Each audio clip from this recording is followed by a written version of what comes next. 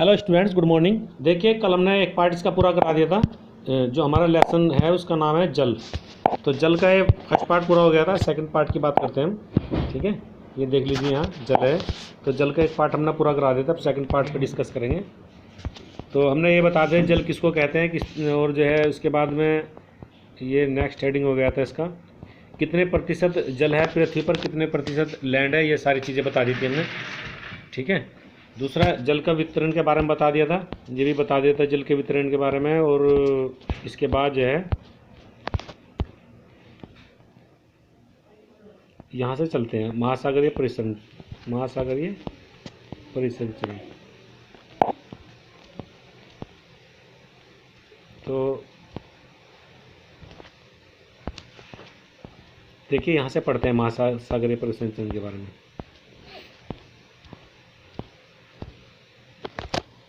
आज यहाँ से स्टडी करेंगे, थोड़ा सा ध्यान से देखेंगे इसको। महासागरीय परिसंचरण, ठीक है। तो अब इसमें देखिए यहाँ से क्या लिखा है इसमें, समुद्री तट पर नंगे पैर चलने से कुछ जादुई सी अनुभूति होती है।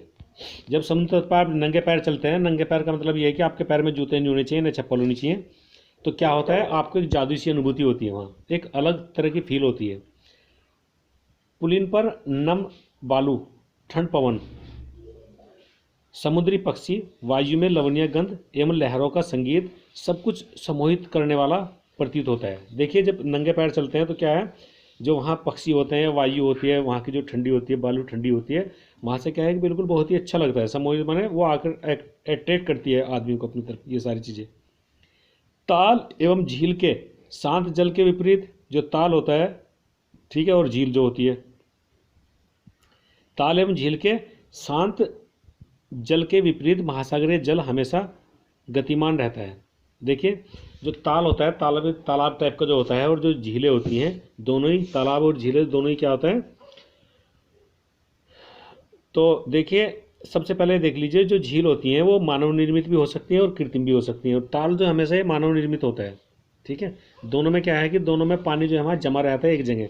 और जबकि अगर आप महासागर की बात करते हैं तो उसमें क्या है, पानी गतिमान रहता है, चलता रहता है, यह कभी शांत नहीं रहता है, ठीक है। जबकि ताल का पानी और जो झील का पानी वो क्या है, हमेशा शांत रहता है। महासागरों की गतियों को इस प्रकार वर्गीकृत कर सकते हैं। जो महासागर की गति है उसको कैसे वर्गीकृत कर सकते हैं, तरंगे, ज्वार भाटा, ठीक है, और धाराएं। अर्थात हम ये भी कह सकते हैं बच्चों, जैसे जो ताल होता है या झीलें होती हैं, तो उनमें क्या होता है कि न तो तरंगे उत्पन्न होती है और नहीं ज्वार भाटा आता है, नहीं, ठीक है, नहीं उसमें धाराएं उठती हैं, ये सारी चीज़ें। अब देखिए, इंपॉर्टेंट पॉइंट है, इसको थोड़ा फोकस करेंगे आप। 22 मार्च को विश्व जल दिवस के रूप में मनाया जाता है, जब जल संरक्षण की विभिन्न विधियों को प्रबलित किया जाता है। तो इंपॉर्टेंट क्वेश्चन है, कई बार पूछता है कि विश्व जल दिवस कब मनाया जाता है, 22 मार्च को, ठीक है। वो पृथ्वी दिवस कब मनाया जाता है, 22 अप्रैल को, एक महीने बाद, ठीक। तो ये बता दिया हमने। फिर महासागर का जल देख सकते हैं आप, ये चित्र में देख सकते हैं महासागर का जल, ठीक है। आप देख सकते हैं ये गतिमान दिखाई दे रहा होगा आपको, शांत में दिखाई दे रहा होगा, ठीक है। अब देखिए, अब बात करते हैं तरंगों के बारे में। किसके बारे में बात करेंगे, तरंगों के बारे में। तो थोड़ा ध्यान देंगे इसमें आप।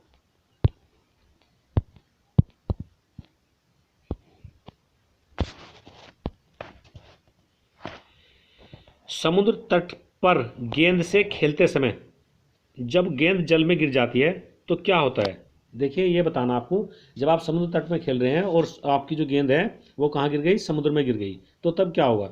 यह दृश्य बहुत ही मनोरंजक होता है, बहुत ही अच्छा लगता है। मतलब ये दृश्य जब देखते हैं आप कि कैसे तरंगों के साथ गेंद तट पर वापस लौट आती है। जब समुद्र में गिर गई तो तरंगे क्या करती हैं, गेंद को वापस समुद्र तट पर ले आती हैं। आप ये चित्र में देख सकते हैं, आप इसमें बहुत अच्छी तरह समझाया गया है। ये गेंद ये इसमें गिर जाती है तो समुद्र, ये तरंगों के द्वारा क्या होता है, जो गेंद है वो समुद्र तट पर वापस आ जाती है।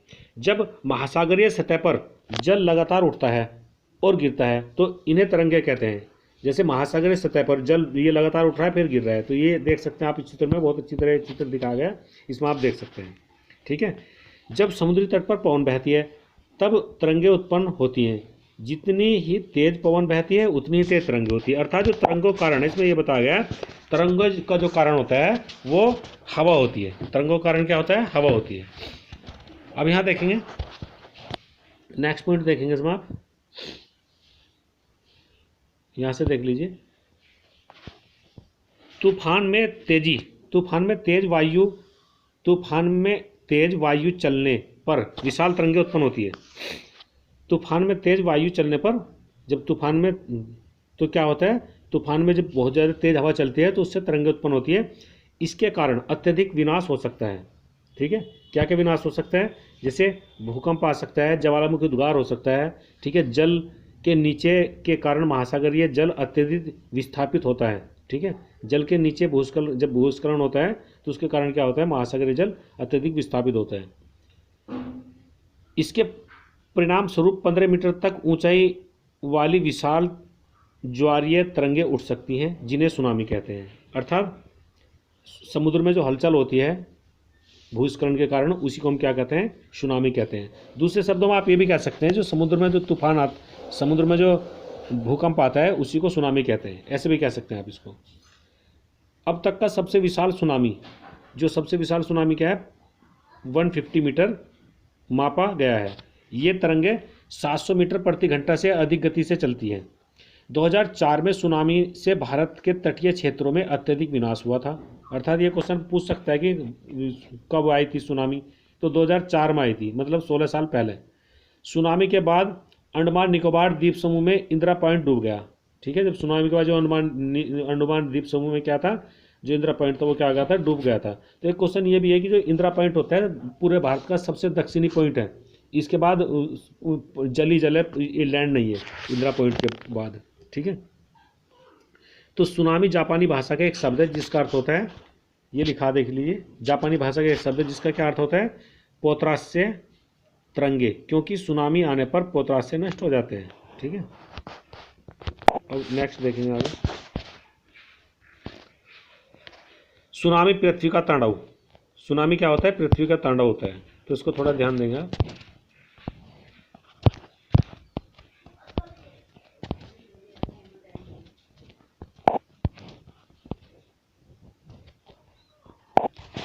अब यहाँ से ध्यान देंगे,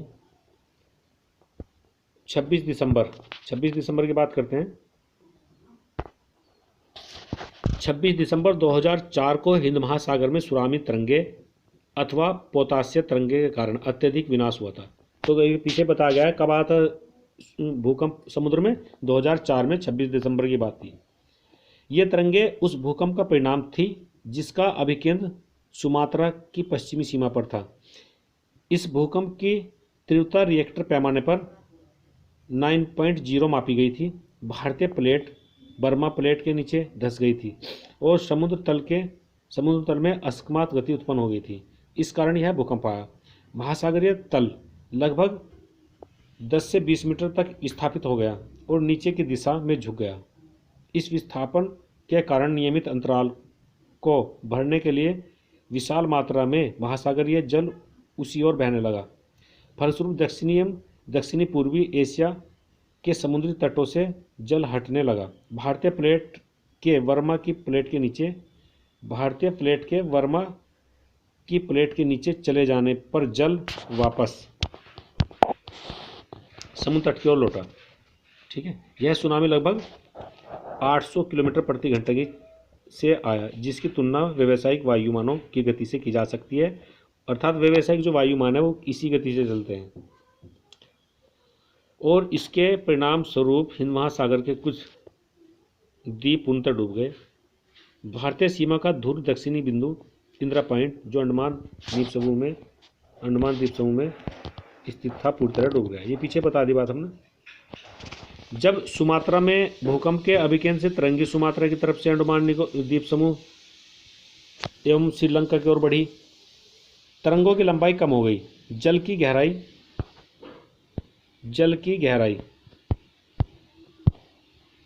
थोड़े यहाँ देखिए,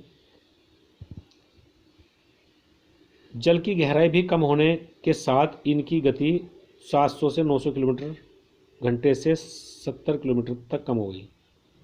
समुद्र तट से सुनामी तरंगे 3 किलोमीटर गहराई तक गई। इसके परिणाम स्वरूप 10,000 से भी अधिक तरंगों की मृत्यु हो गई और 1 लाख से अधिक घर प्रभावित हुए। लोगों की मृत्यु हो गई, 10,000 से अधिक लोगों की मृत्यु हो गई और 1 लाख से अधिक घर प्रभावित हुई। अर्थात 10 लाख तो लोग मर गए और 1,000 से ज़्यादा घर क्या हो गए, टूट फूट गए होंगे। भारत में आंध्र प्रदेश के तटीय प्रदेश, तमिलनाडु, केरल, पुडुचेरी, अंडमान निकोबार द्वीप समूह सर्वाधिक प्रभावित हुए। ये बताया गया क्या क्या विनाश हुआ इससे, भूकंप से। अब देखिए बात करते हैं। यद्यपि पहले से भूकंप का अनुमान लगाना संभव नहीं है, फिर भी बड़ी सुनामी के संकेत 3 घंटे पहले मिल सकते हैं। प्रशांत महासागर में प्रारंभिक चेतावनी की ऐसी प्रणाली सक्रिय है, लेकिन हिंद महासागर में ये सुविधाएं नहीं है।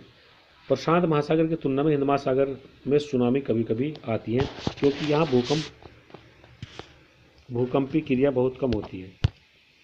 ठीक है, तो प्रशांत महासागर की तुलना में क्या, हिंद महासागर में, अर्थात जो भूकंप आते हुए कहाँ आते हैं, प्रशांत महासागर में ज़्यादा आते हैं। सीधा सा मतलब ये हो गया इसका। अब देख सकते हैं यहाँ तमिलनाडु के तटीय सुनामी विनाश द्वारा जो घर विनाश हुए थे, ये देख सकते हैं कितना विनाश हुआ, कैसे गांव डूब गए, कैसे कार डूब रही है, देख सकते हैं। ये समुद्र का वो दिखाया गया है चित्र। अब आगे देखिए। दिसंबर 2004 में जिस सुनामी ने दक्षिण एवं दक्षिणी पूर्वी एशिया के तटों पर तबाही मचाई, वह पिछले कई वर्षों की सर्वाधिक विनाशकारी सुनामी थी। हिंद महासागर में निरीक्षण आरंभिक चेतावनी की प्रणालियों एवं हिंद महासागर के तटीय निवासियों में जागरूकता की कमी के कारण जीवन एवं संपत्ति की अत्यधिक क्षति हुई। अब नेक्स्ट देखेंगे।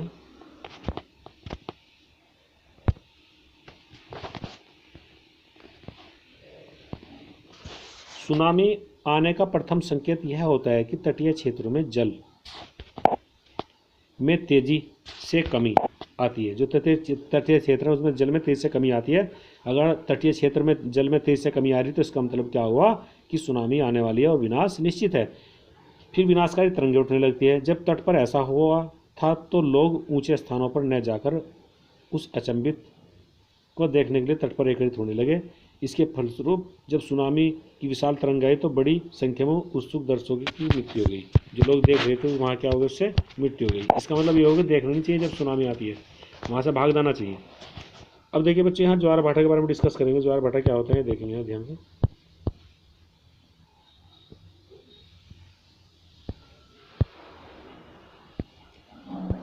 ये है दिन में 2 बार, यहाँ ज्वार भाटा के बारे में देखेंगे। दिन में 2 बार नियम से महासागरीय जल का उठना एवं गिरना ज्वार भाटा कहलाता है। जब सर्वाधिक ऊंचाई तक उठकर जल तट के बड़े हिस्सों को डुबो देता है तब उसे ज्वार कहते हैं। ठीक है, और जब जल अपने नियमित स्तर तक जाता है तो उसे एवं तट से पीछे हटता है तो उसे भाटा कहते हैं।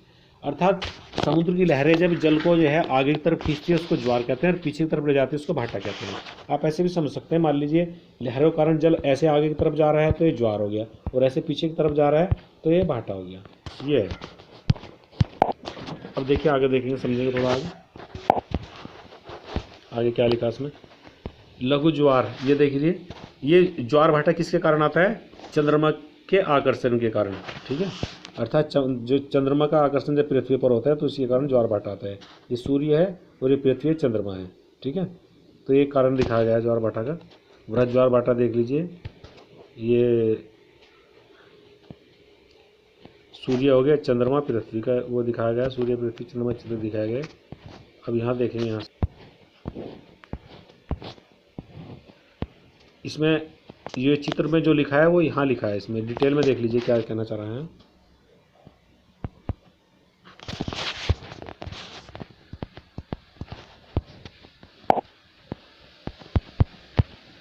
सूर्य एवं चंद्रमा, यहाँ से देखें,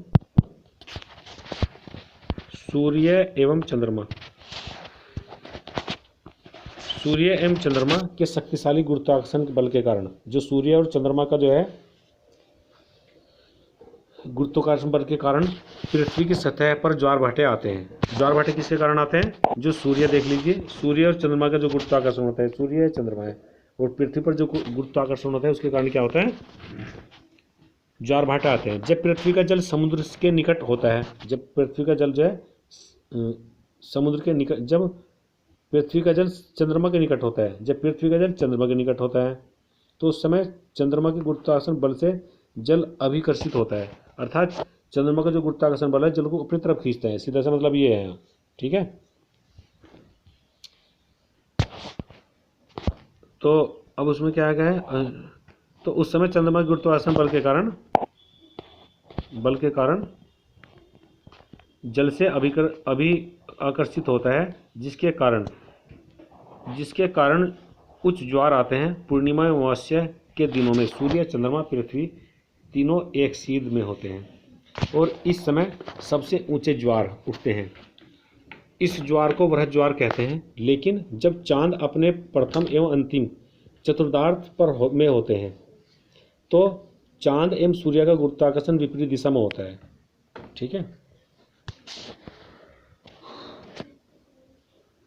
विपरीत दिशाओं में महासागरीय जल पर पड़ता है, परिणाम स्वरूप निम्न ज्वार भाटा आता है। ऐसे ज्वार को लघु ज्वार भाटा कहते हैं।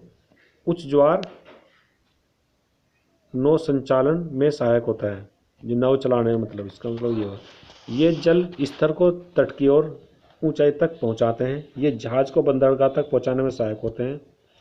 उच्च ज्वार मछली पकड़ने में भी मदद करते हैं। उच्च ज्वार के दौरान अनेक मछलियां तट के निकट आ जाती हैं। इसके फलस्वरूप मछुआरे बिना कठिनाई के मछलियां पकड़ लेते हैं।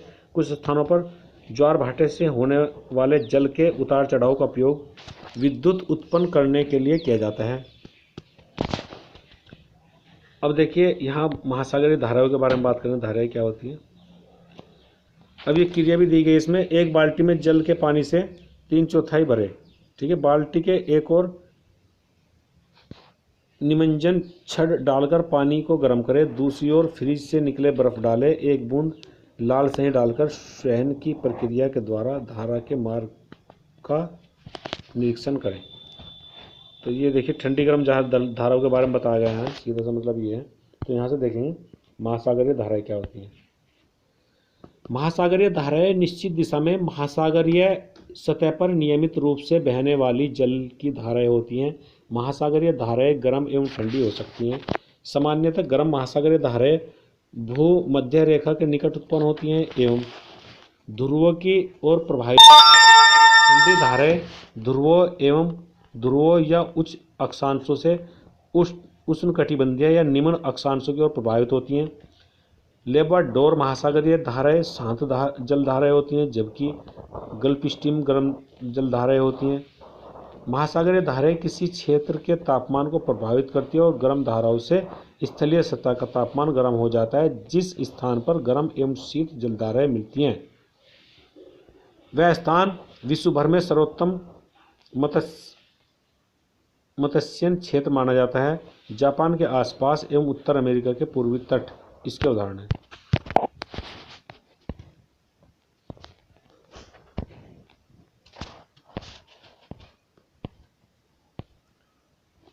बस इसमें इतना ही है। अब ये देख लीजिए।